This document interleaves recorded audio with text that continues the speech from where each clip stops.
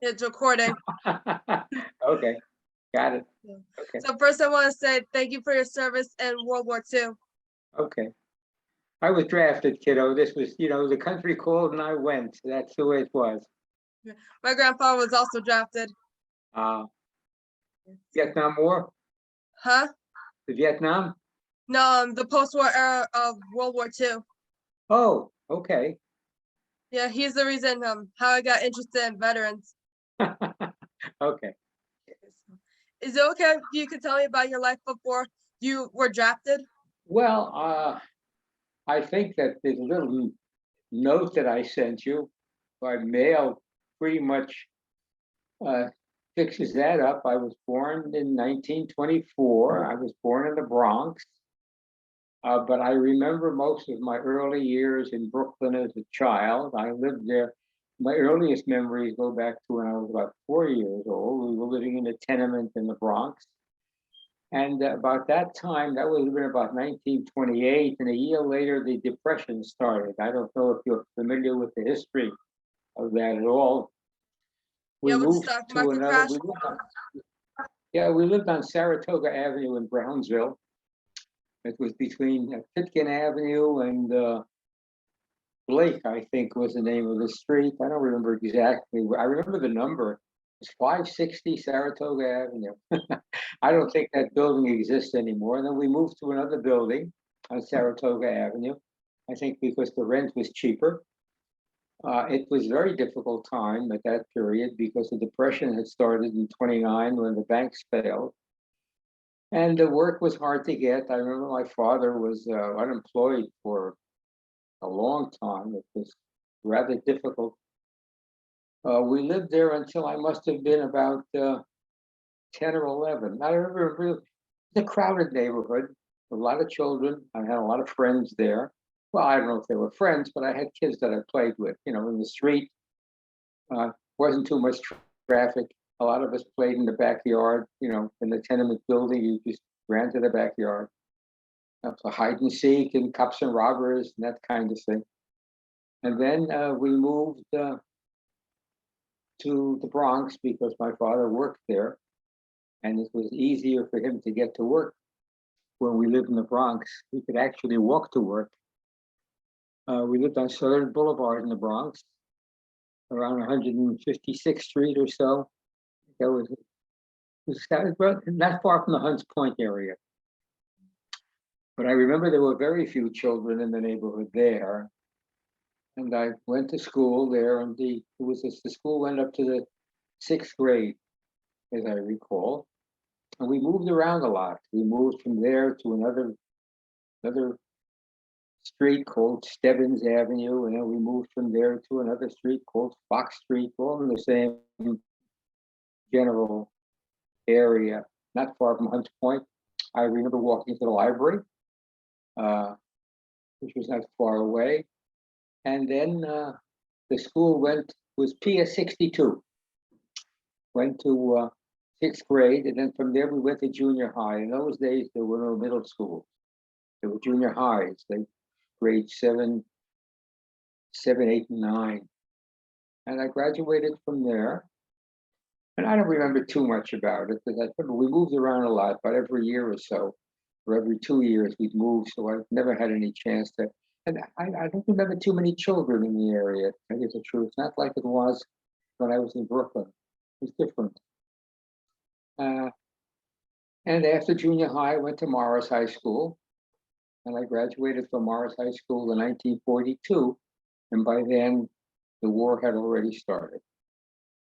I was graduated, I was 17 and a half when I left Morris.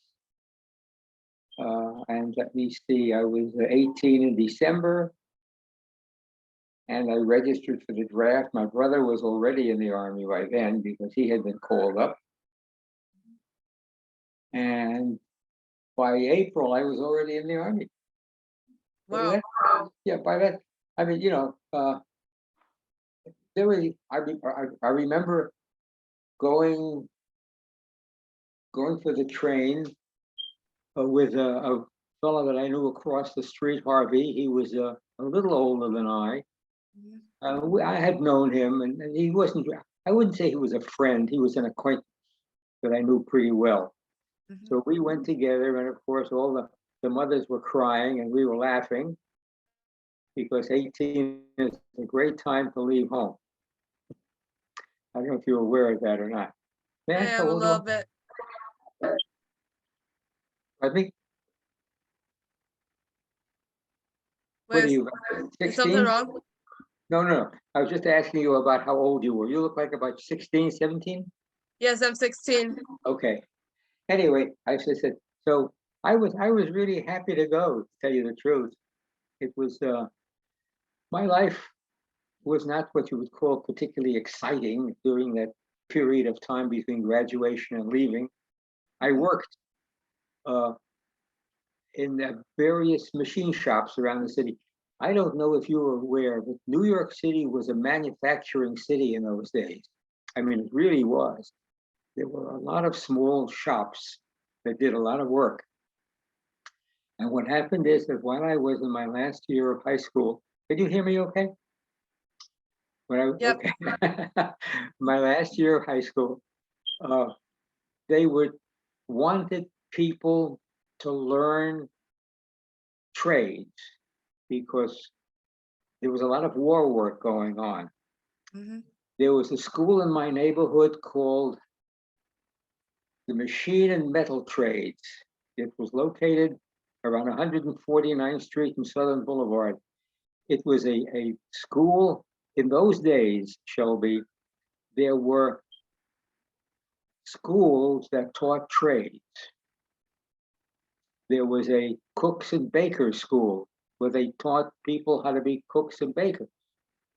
There were schools that taught uh, electrical work.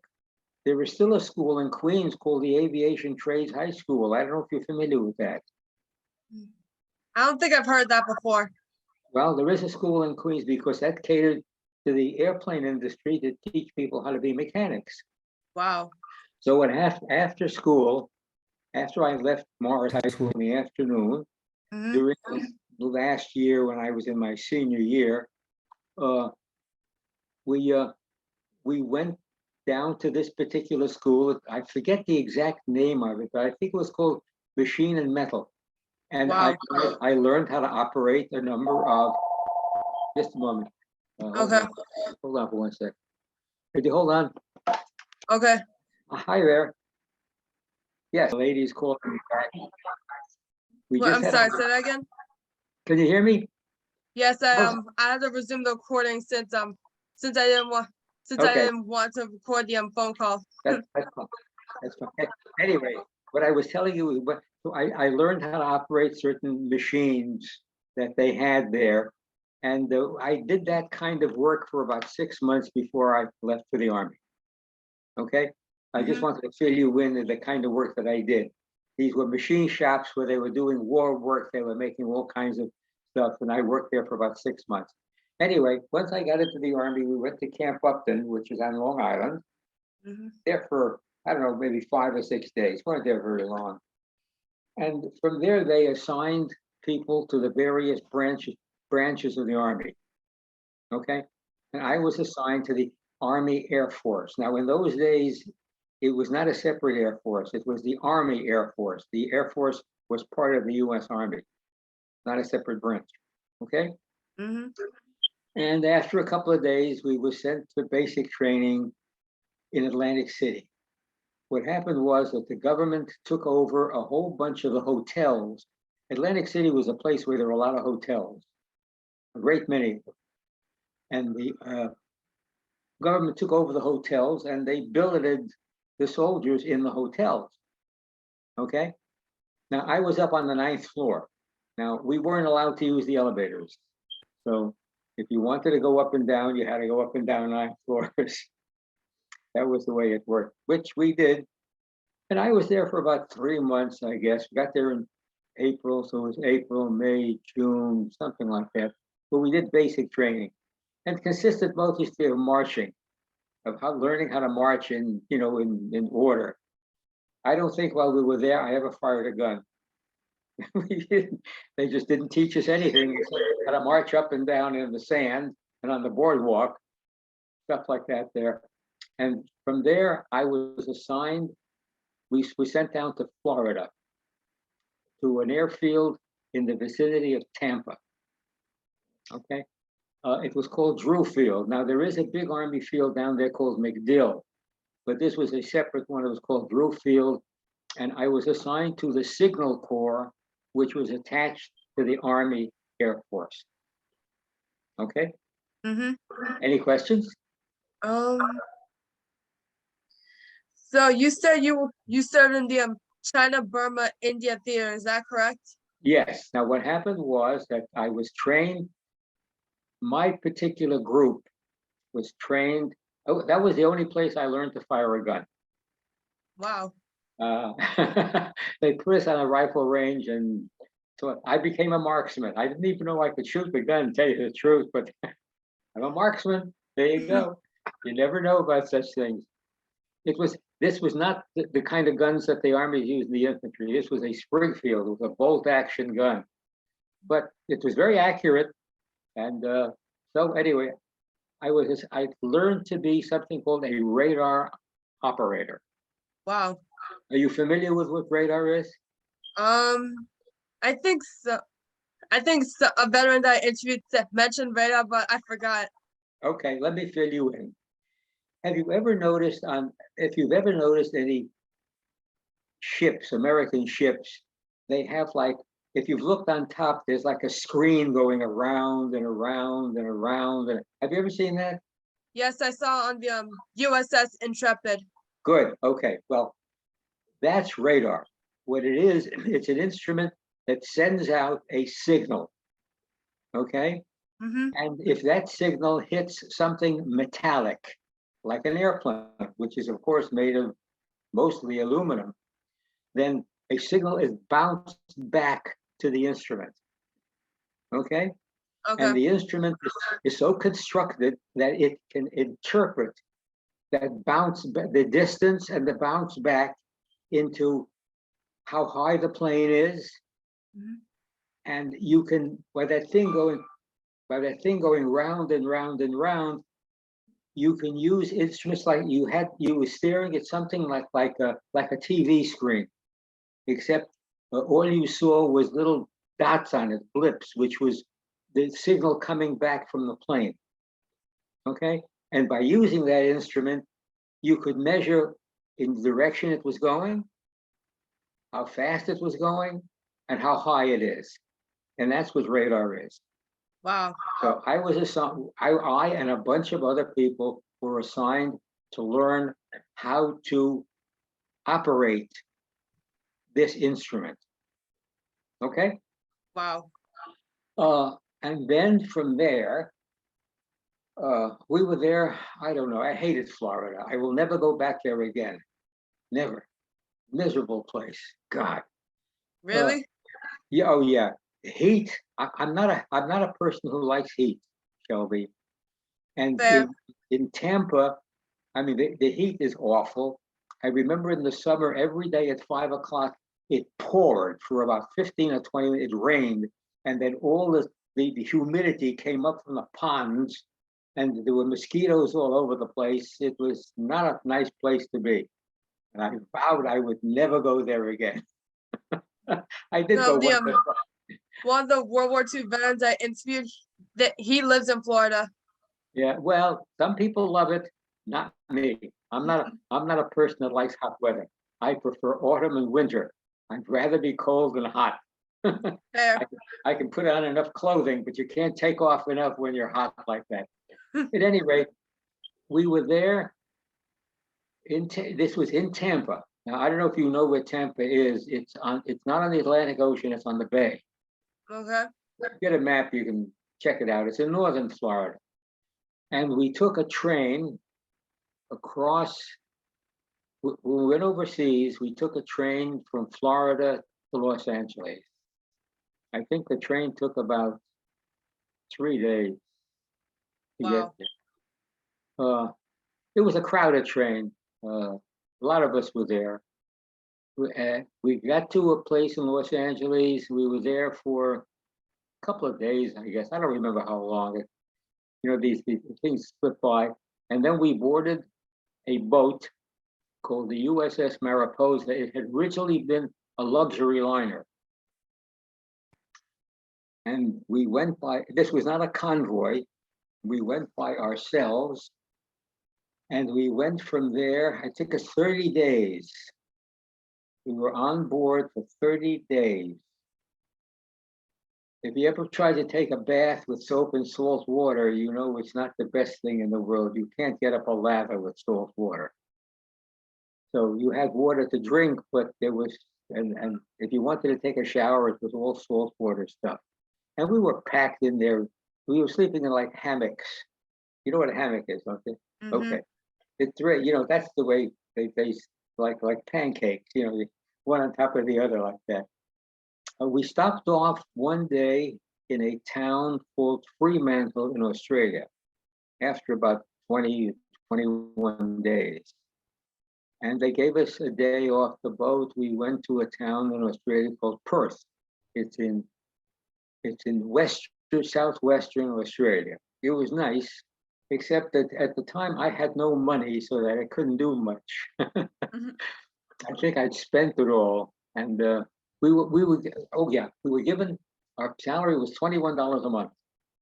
That's what the soldiers got, and half of it was sent home to my folks. So I had about $10 a month to spend for myself, which we really didn't need that much. I mean, because the movies were cheap, and so. But when I was on the boat, I think I had nothing left. We left from there. We went to landed in a town in India called Bombay. It's now called Mumbai. Okay, so if you ever look on a map, it's in the northwestern part of India. Got it. Okay, and then we took a train from there all the way across India to a town called Calcutta. Now, nowadays, I think it's called Calicut. So if you take a look at a map of India, you'll see that Mumbai and Calicut, but in those days, it was Bombay and Bombay and Calcutta. And from there, we took a boat up a river. Excuse me, just let's see what that is. Same thing, cut off the sound, okay? Okay. Anyway, good. You're welcome. Anyway, we took this boat up a river, and I do not remember the name of the river, quite frankly. It was not the Ganges. And I think we spent about 2 days going upriver, and it was a terrible boat. We filled with cockroaches. There was no place to sleep. It was not a pleasant journey. I mean, we were not living in hotels at this point. I want you to understand that. And I think I was sleeping on top of a table to keep the cockroaches away from me. At any rate, we landed, we went to the small town, and I think the name of the town, it was a section of India called Assam, Assam. It's a province in northern India. The name of the town, as I recall, was Digboi, Digboi. Well, in English, it's Digboi, but in the Indian language, they have their own alphabet, so I don't really know how it's spelled. And we were there. There's a lot of tea grown there. We saw a lot of tea fields. We were there for about a week or 10 days, and I don't remember what we did. There was very little that we did, quite frankly. Maybe we marched around, and I remember walking through a bamboo jungle with the rest of my company. What we were doing there, I have no idea. In the army, it was hurry up and wait. That's what you do. They make you hurry up, and then you stand there and you wait and do nothing. At any rate, from there, we packed up all. Oh, let me fill you in a little bit of the history. Okay? Okay. We were allied with China at that point, okay? And the Chinese were fighting the Japanese. So the United States wanted to supply China with weapons and things of that nature to fight the Japanese. Mm-hmm. Okay? If you have a map of China, you will notice that in the southwestern corner, there is a city called Kunming, which is a rather large city. There used to be a road from a town in this Burma. Now it's called Miramar. In those days, it was called Burma, and originally had been an English colony. Okay, the Japanese had invaded Burma. They had complete control of all Southeast Asia. I mean, they really spread out. And so because they controlled this town called Mishina, which was the road going up into Kunming, the United States and other countries could not send any material to aid China in fighting the Japanese. Now, they did send material by air, but the Himalayan mountains are there. There's a section where the Himalayan mountains are. I'm not sure how familiar you are with geography, but the mountains are between what was then Burma and China, and they're quite high. They run 5 miles. Their heights above the sea level, quite high. So they flew planes, and the friction was that they were flying planes over the hump because that was the mountains. But you can't, I mean, if you have 1,000,000 planes, as they did in the Berlin airlift years later, you can send a lot of stuff. But the United States didn't have that many planes. So what they wanted to do was open the road from Missionau to Kunming. In order to do that, you had to drive the Japanese out. Okay? Our job, once we got into Burma, we set up our radar. We were there to monitor flights, and they expected that area would become an important part of the war. Eventually, American and British forces, the British forces were mostly Indian, not American Indian, but Indian, okay? Eventually, they drove the Japanese out at great cost. And the Americans built a road from Digboy, where we were stationed, to Missionau, so that they could send trucks with material over the road to Kunming. Okay, and this road that they wanted to build was called the Burma Road because it went through Burma. So that's what we were there for. We were there to spot planes, and if anything was going to happen, we would have spotted Japanese, which I never saw. You know, we were in this valley near this river. It was called the Brahmaputra River. It's quite a large river. It's really quite large. Maybe the size of the Hudson in some spots. That's how broad the river was. But we were stationed in this place. We set up our radar. We were watching for planes. Most of the planes we saw were American flights. The Japanese did not have an air force there. And I was there for about 6 months with my company, spotting planes. We would, I was there at the screen, and we would watch the planes come in, and we would report their whereabouts. We had one of the people in our company was a radio operator, and we would report the positions of the plane to him, and he would send his signals to someplace else where they kept track of all these things going on. Okay? Okay. Burma is hot. There are mosquitoes. There's a monsoon season where it's wet. A lot of insects, a lot of fungus, a lot of diseases, malaria, dengue fever, God knows what else. I got caught a couple of times with insect bites that on my legs and elsewhere, which caused a lot of discomfort, and ended up in the hospital, to be treated. There were fungal diseases, which I got. We had a medic who was he used to carry me around on his back so I could go, because I couldn't walk, Mhm. to the chow line where we ate. Food was mostly nothing. Do you know what a dehydrated egg is? Mm-mm. Okay. Fresh eggs, of course, are fresh eggs, and they spoil very quickly. But you can take an egg and you can dry it out and make a powder out of it. Okay? Really? Yeah, you can. They're called dehydrated eggs.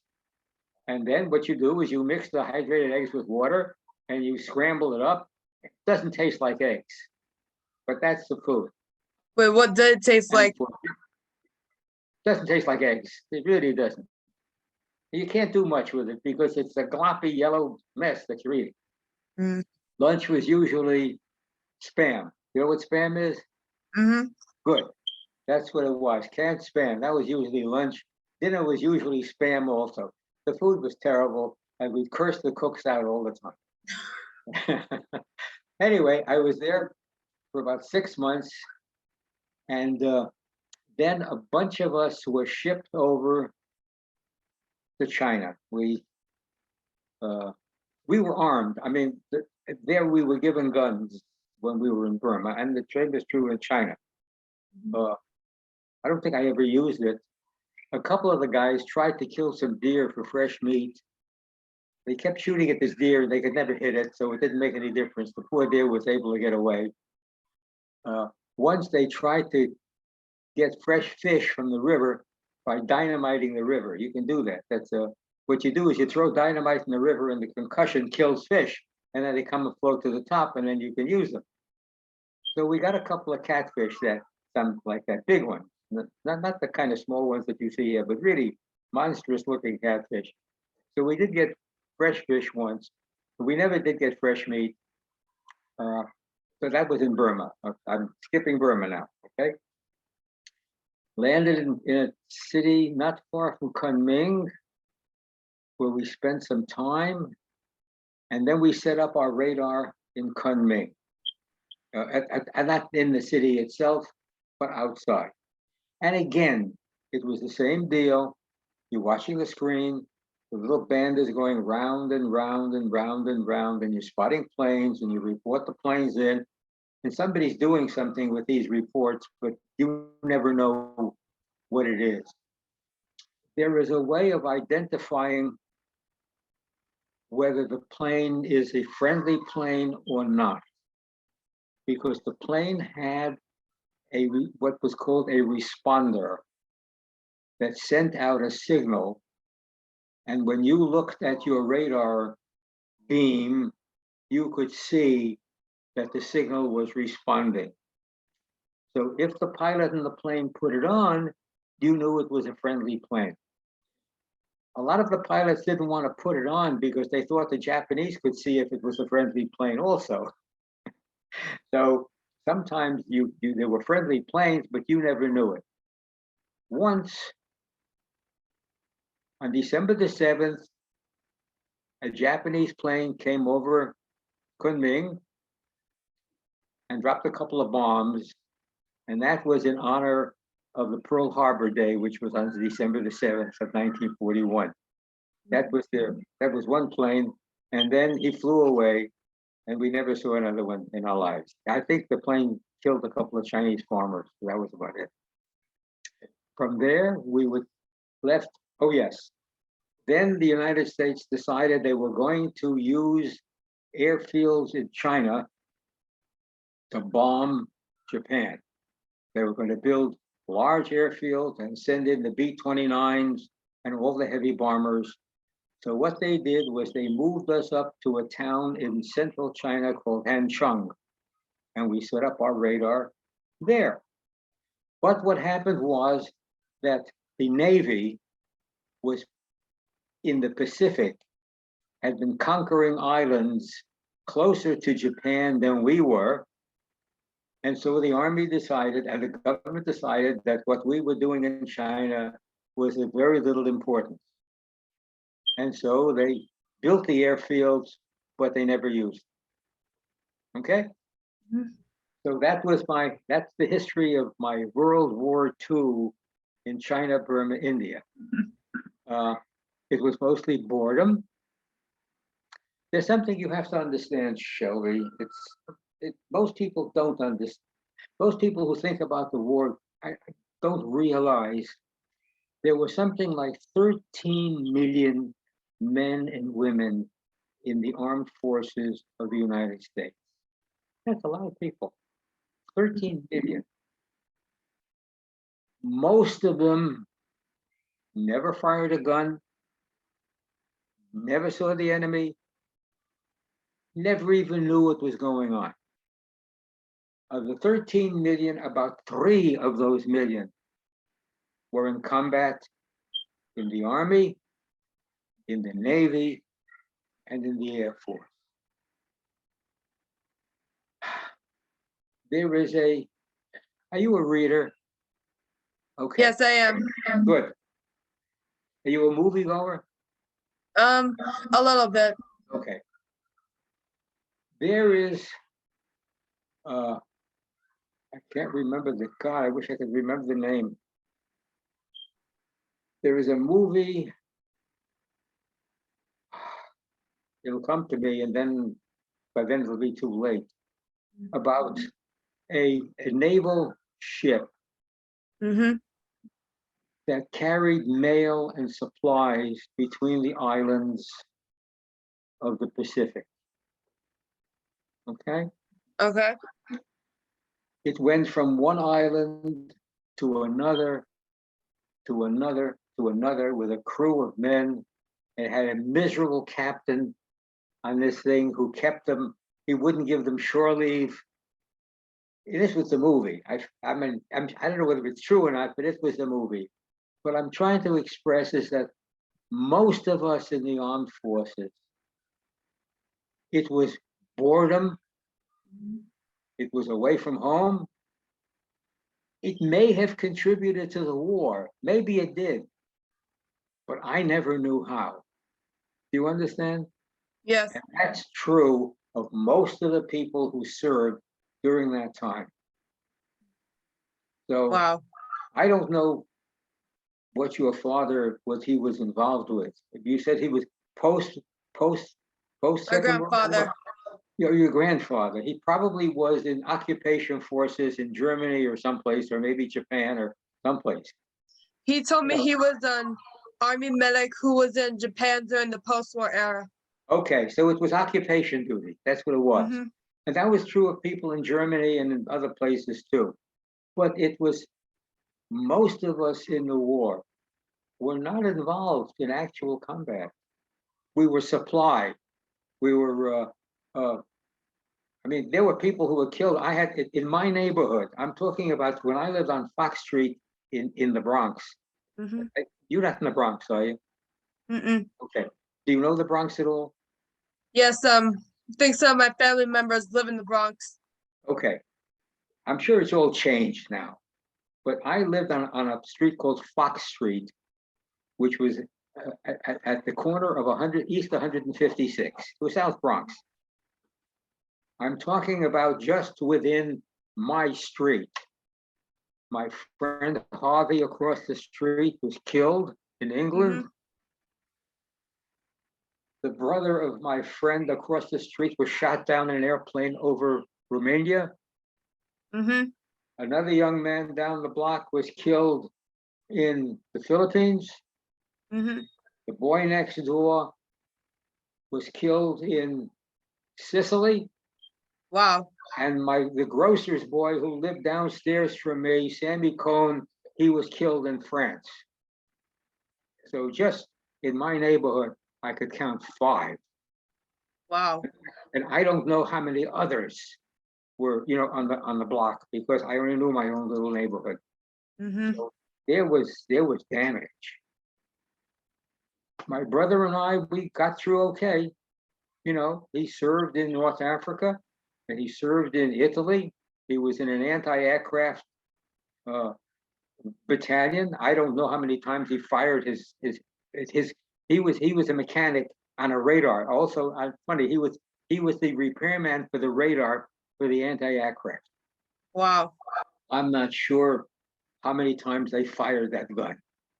You know, uh, Mm-hmm. I fired my gun on the rifle range.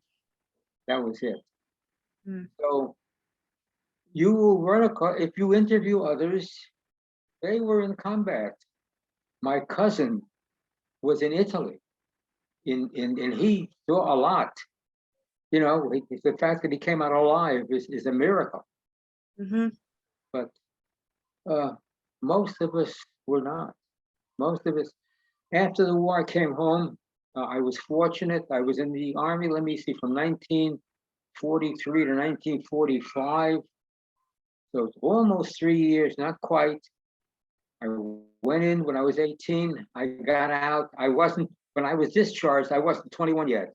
I was discharged in November, and in December, I was 21. So it was a good experience.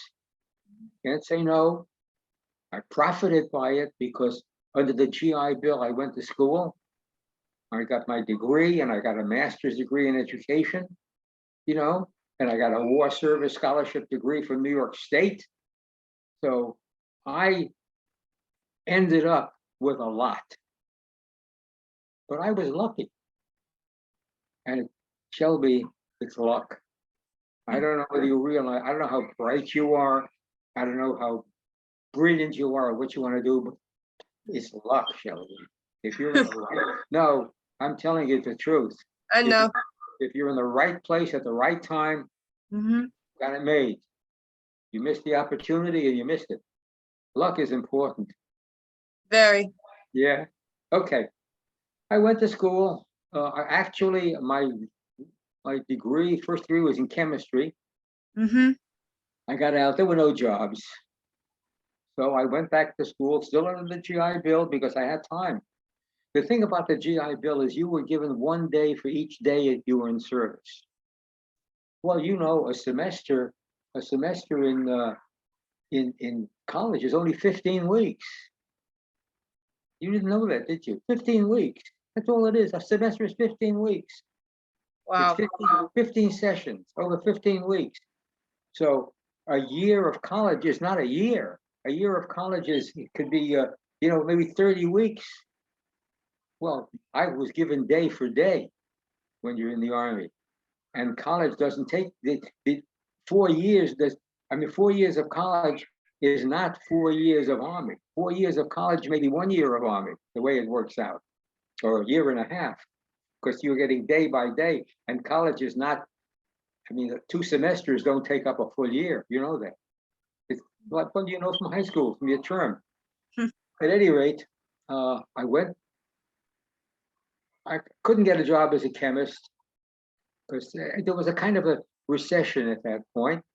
So a friend of mine who was taking courses in education said, "Why don't you become a teacher?" I said, "Okay," which I did. I went to school. I went to NYU, got a degree. I got a master's degree in education, and fortunately, I was able to pass the exam for New York City. In those days, you had to take a stiff exam to become a teacher in New York City. It was difficult. It was exam in English, in history, in grammar, in speech. They tested your speech. If they didn't like the way you spoke, you didn't get the job. People with foreign accents could not get a job teaching in New York City.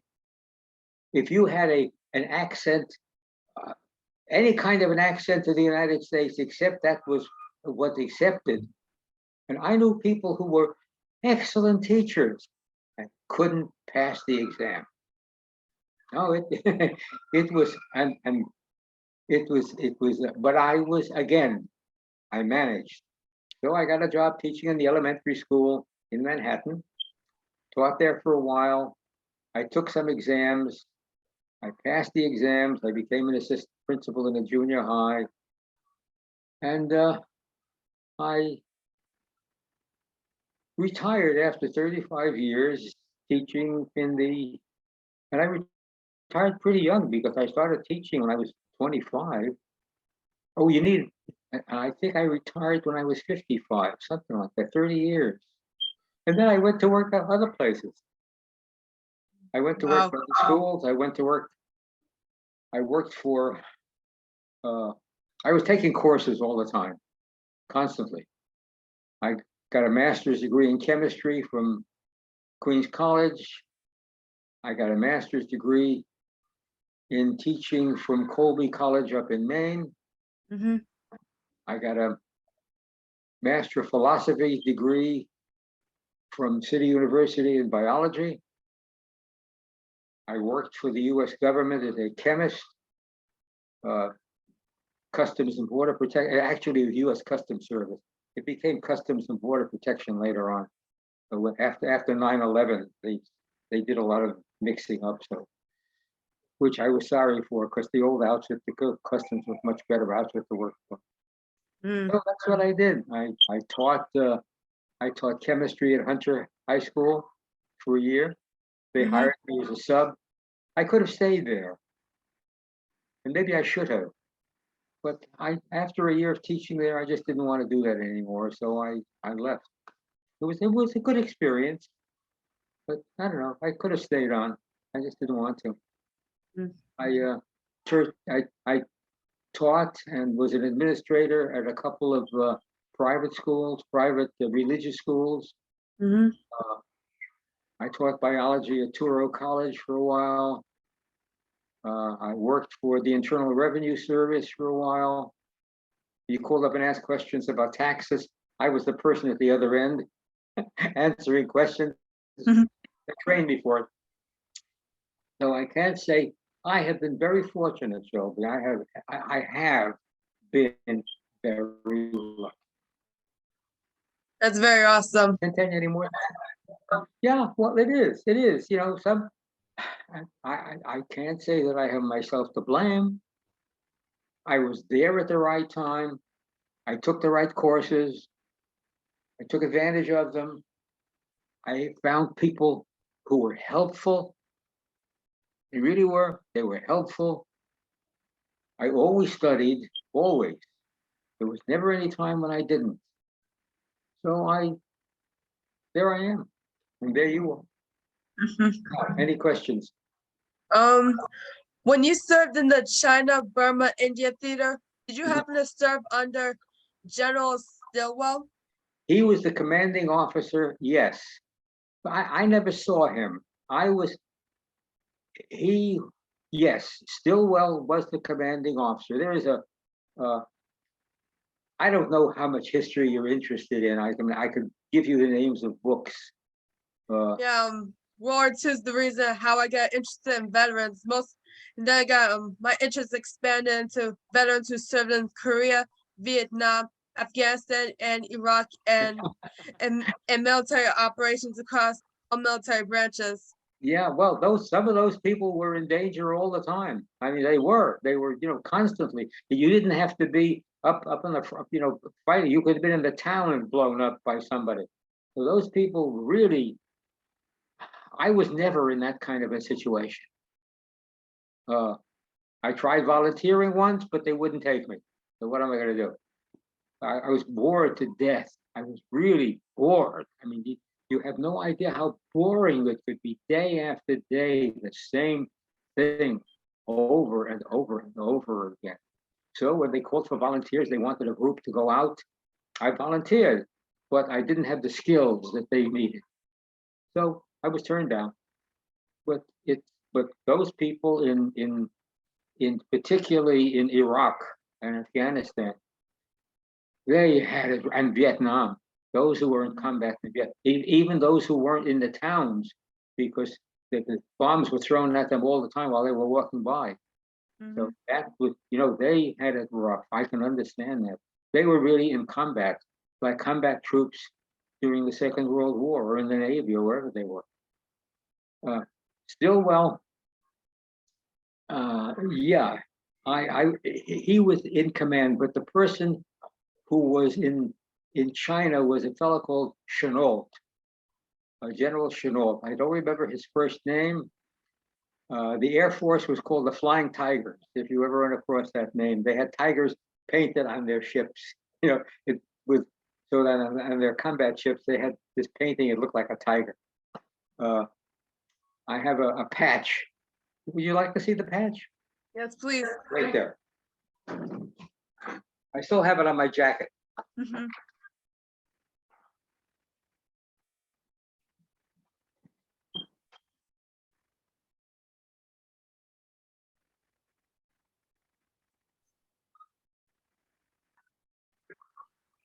Okay. Did you see this patch? Wow. This is a China, Burma, India patch. Wow. People who served in China, Burma, and India got this patch, okay, which they wore on their uniform. Now, the 14th Air Force patch, let's see if, I mean, I wasn't a flyer, I was a radar operator. Mm-hmm. But this, Wow, that's really cool. okay, and you can see the tiger. Mm-hmm. Okay, that's because the plane, they were, what happened was that General Chennault had been in the Army, and before we got into the war, he got a group of airmen to fight for the Chinese. Mm-hmm. And they called themselves the Flying Tigers, okay? Once the war started, that group was incorporated into the military, okay? But he was a person who had lived, I think he had lived in China a long time. And he was probably in the Air Force, and but he was in command of the Air Force in China where I was. Stillwell was in command, the overall command of the American forces in Burma, and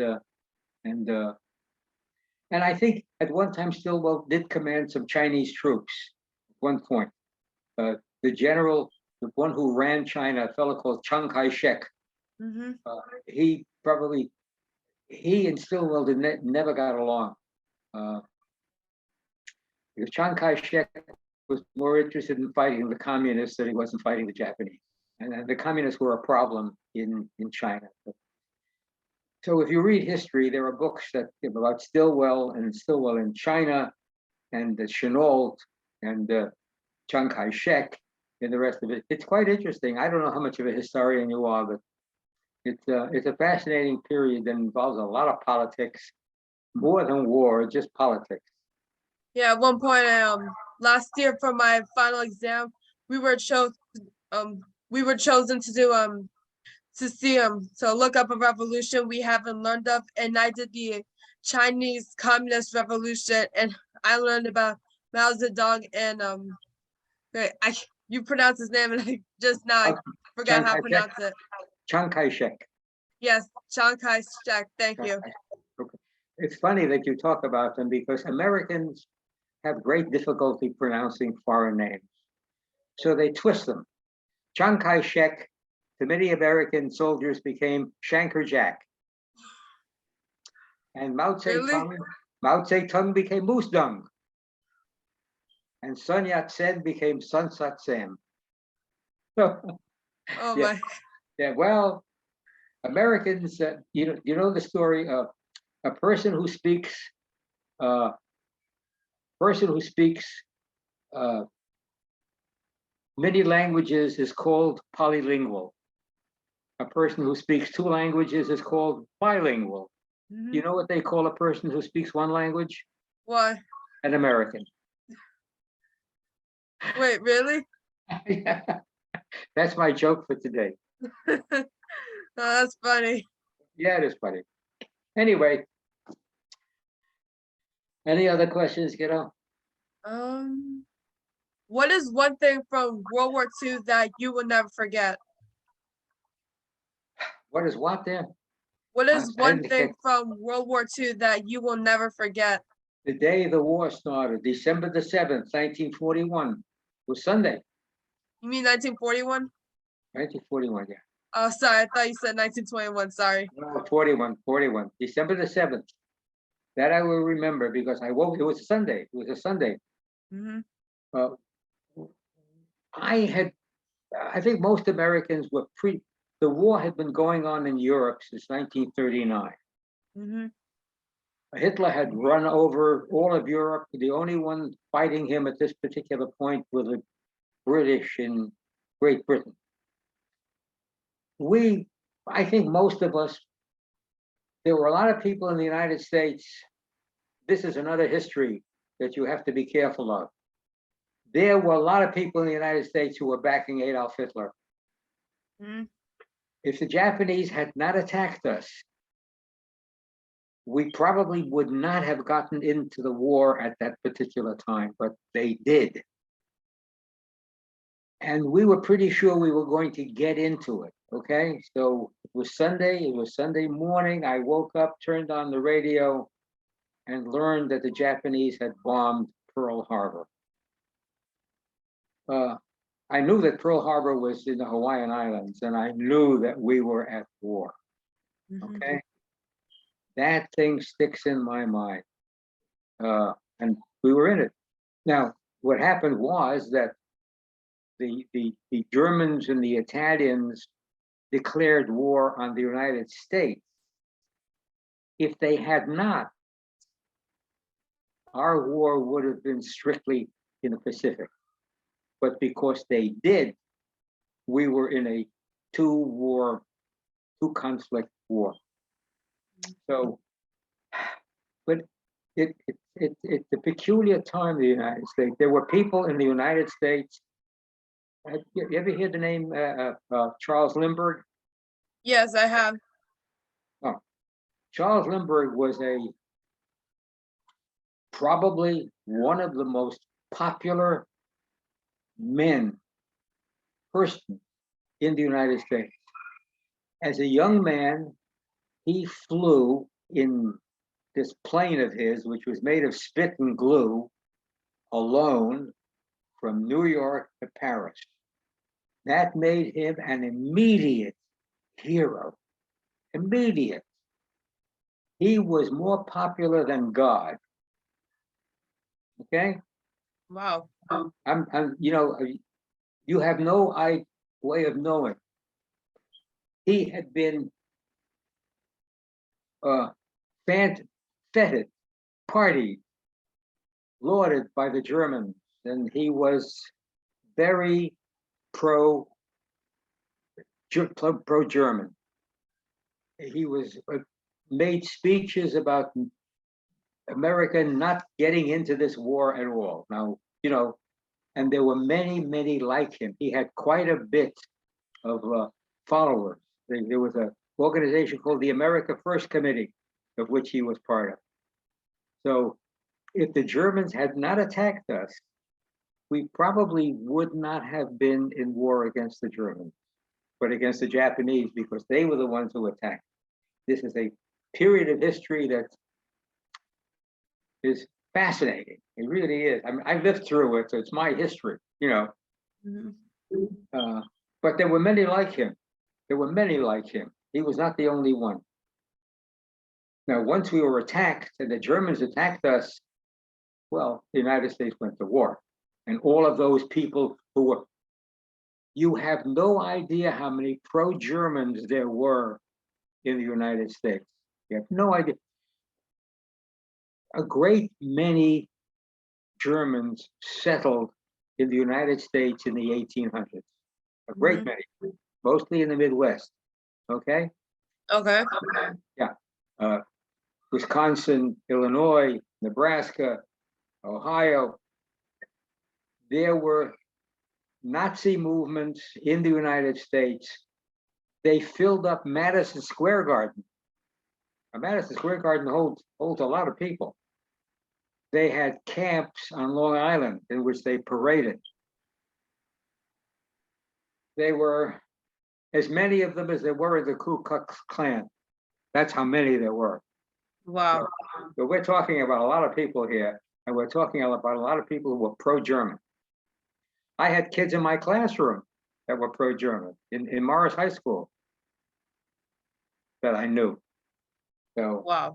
Yeah, this country was not always, and not now united. So you're living in you live in interesting times, kid. Okay. Um. If you have any questions, you can always get in touch with me. Be happy to answer them. Okay. One last question. Or actually two last questions. So the first one, did you attend ceremonies honoring World War II veterans like yourself? No, I belong to you. You contacted some guy from the Jewish War Veterans, right? Yes. I belong to. I think for a year I belonged to the American Legion, which was a. I never did like it. The reason I joined is because the American Legion had a schoolman's post where teachers joined because they could get together and know each other and use politics maybe to promote themselves. So I was there a member for 1 year. I don't go to ceremonies, you know, and at this stage of my life, I can't march down the. At my age, I can't march down the street, with Veterans Day parade. I'm not a joiner. I joined the Jewish War Veterans because I felt I should, but the meetings are way downtown. I don't even go to them. Okay, I just pay my dues. Okay, would you go back to where you fought? Uh, I would. Well, I didn't fight, kid. I don't. You mean where I was stationed? Yes, where you served. Not to Florida. No, I'll never go back there. Atlantic City. I think I went back once. My wife went. There were buses going to Atlantic City with because it's now gambling there. So we went there for 1 day, and I saw the hotel that I was stationed in. It was a terrible place. 9 floors up and down. It's, at any rate, uh, I would have gone back to China, but it's such a long trip, you know. Uh, so it's and really going back to Burma, where I was stationed near the river. There's nothing to see there. There was a small village where we were stationed, where we set up, where there was a tribe of people called the Kachin, Kachins. They were Okay. half a mile down the road. Sometimes I would walk down there just to see them, but we didn't have any contact with them. They passed us by and we passed us. Uh, but there's nothing there. It's just a squat place in a tent near the river. Uh, the cities in China that I was in, I'm sure that they have changed immeasurably since I was there. Kunming was a big city then, and I'm sure it has become tremendous now. The other town that I was up there when we moved was Hancheng, and there was a city called Chengdu, Chengdu. Uh, and I've seen pictures of it now, and it's nothing like what I remember. And we were stuck in this small little hole on a field with a radar, never went anywhere. Learned to drive a truck in the army. That's about what I learned to drive besides the radar. And I didn't learn too well either, to tell you the truth. But I wouldn't.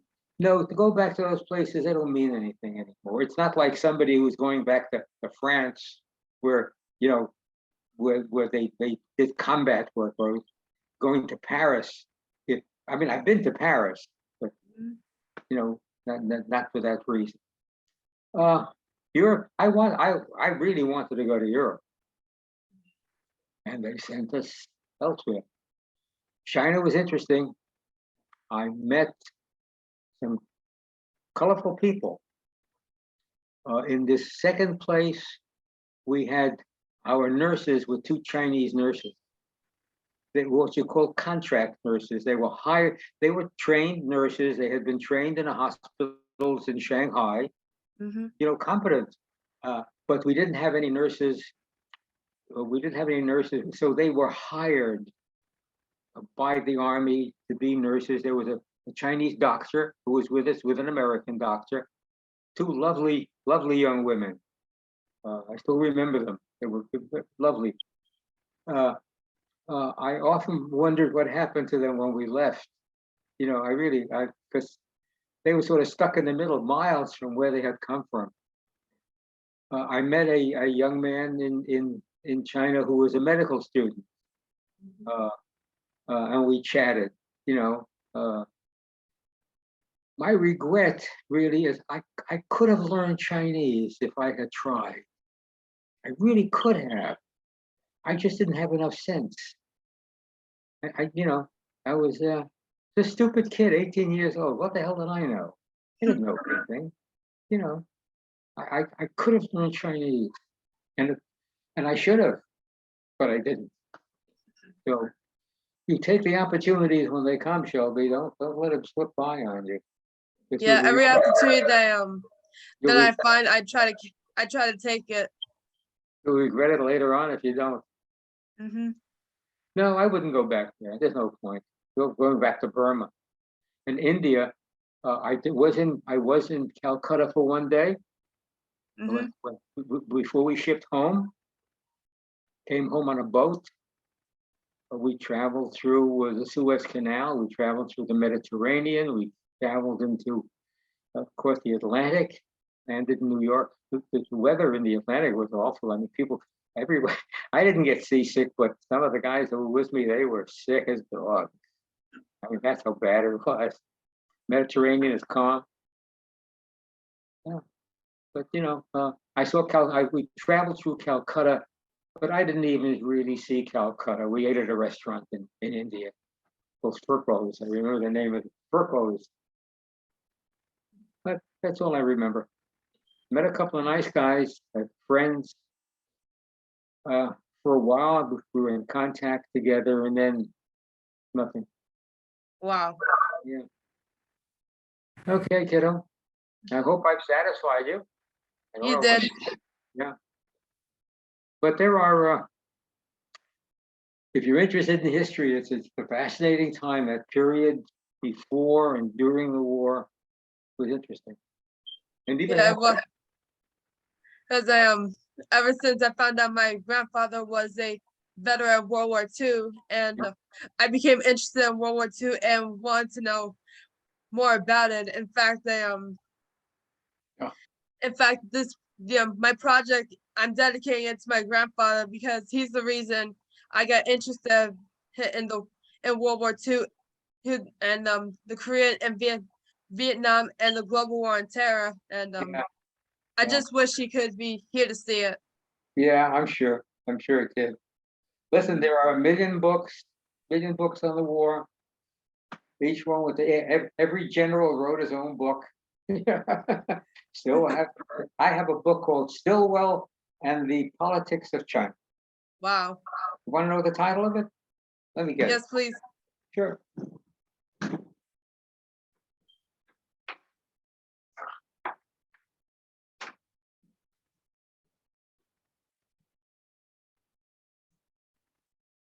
See if you can get it. Okay. It's called Stilwell. I don't know if you can read the title or not. Stilwell and the American Experience in China. Oh, I see it. Yeah. Oh, it was written by a very famous historian called Barbara Tuchman. Wow. That's a name you should, because if you're interested, she wrote a bunch of fascinating books on World War One, on a whole bunch of other things. And this is Stilwell and the American Experience in China from 1911 until 1945. Stilwell spoke fluent Chinese. That's amazing. He had been stationed in China as a young officer, and he learned Chinese. He's a fast. I don't know. There's a little picture of him down here. You see him? Yeah, I see him. They called him Vinegar Joe. Vinegar Joe Stilwell. I never saw him.